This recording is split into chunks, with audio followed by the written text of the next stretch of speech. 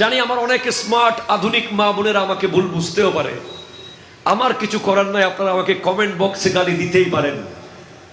তবে আপনার হাতে যদি একটা স্মার্টফোন থাকে, ওখানে যদি আপনি কোনো পরপুরুষকে দেখেন, যে পরপুরুষ দেখা আপনার জন্য হারাম, কোনো কারণ ছাড়া, হ্যাঁ আপনি কোনো যৌক্তিক কারণে প্রবেশ করেছেন ইন্টারনেটে, দেশের একটা গুরুত্বপূর্ণ খবর আপনাকে দেখতে হচ্ছে, অথবা গুরুত্বপূর্ণ একটা তথ্য আপনাকে ইউটিউব কিংবা গুগল থেকে দেখতে হচ্ছে, এমন সময় যদি আপনার সামনে কোনো পুরুষের চেহারা চলে আসে, সেটা একবার দেখে আপনি ডিলিট করে চলে আসবেন, সেখান থেকে বের হয়ে যাবেন।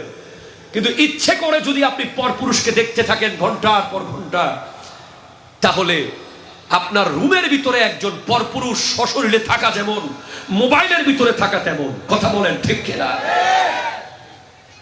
মাথায় রাখতে হবে, চোখের জেনা, চোখের জেনা।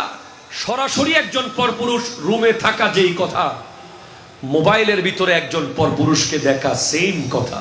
অনেক সময় আমাদের মা বোনেরা রাস্তা দিয়ে যাওয়ার সময় বিভিন্ন ঘরের জানালা দরজা দিয়ে উকি দেয়, আমাদেরকে দেখে, আমরা চোখ লাল করে তাদের দিকে তাকাই, মুস্কি হেসে তাকাই না, তাদের দিকে মায়ার নজরে তাকাই না। আমার মা বোনরা যারা আমাদেরকে দিকে তাকায়, তাদের সাথে চোখ লাল করে না দেখি, তাহলে তার মধ্যে একটা মায়া কাজ করতে পারে। ঠিক কিনা কথা বলে?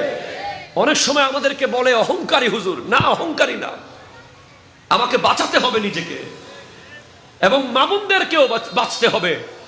আপনার বাসায় যদি কোনো পরপুরুষ আসে, আপনার পাশের আশেপাশের প্রতিবেশীর ঘরের দেবর কেউ যদি কাছাকাছি এসে মিষ্টি ভাষায় কথা বলে, আপনি তার সাথে মিষ্টি ভাষায় কথা বলতে পারবেন না, আপনাকে কঠোর ভাষায় বলতে হবে, না আপনার ভাই বাসায় নাই, পরে আসেন, যান। হাত তুলে বলেন ঠিক কিনা কথা বলেন। আপনি তাকে যদি মহব্বত করে বলেন, ভাই আসেন একটু চা খেয়ে যান, ভাই চাতে চিনি কেমন হয়েছে, চিনি বেশি দিব কিনা কম দিব, শয়তান সেখানেই সাথে সাথে নিজেকে তৈরি করার একটা প্লেস পেয়ে যাবে। হাদিসে পাকে আছে, যেখানে একজন বেগানা, একজন পুরুষ আর নারী একসাথে থাকে, ওখানে শয়তান 3 নম্বর থাকে। আর যেখানে নেককার দুজন থাকে, ওখানে আল্লাহ এবং তার ফেরেশতারা থাকে। আল্লাহ তো আমাদের শাহিরগের কাছে আছে। মনে রাখতে হবে, খবরদার,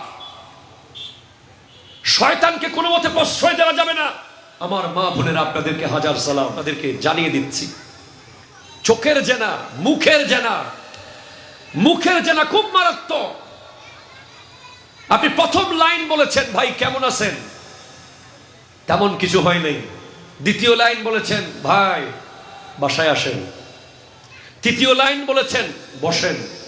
চতুর্থ লাইন বলেছেন, চা খান। পঞ্চম লাইন বলেছেন, চিনি বেশি না কম। ষষ্ঠ লাইন বলেছেন, কেমন হয়েছে চা।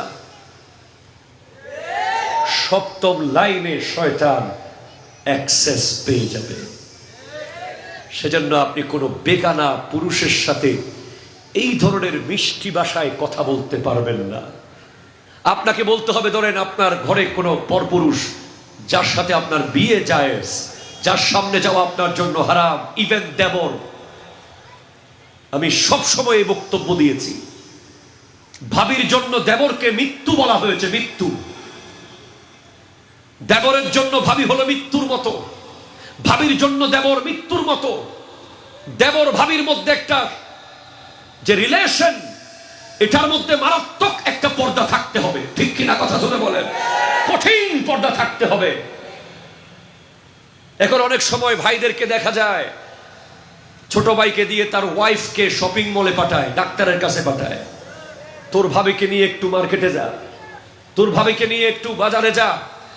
অসম্ভব। ইসলাম এটাকে সাপোর্ট করে না, ইসলাম এটাকে সাপোর্ট করে না।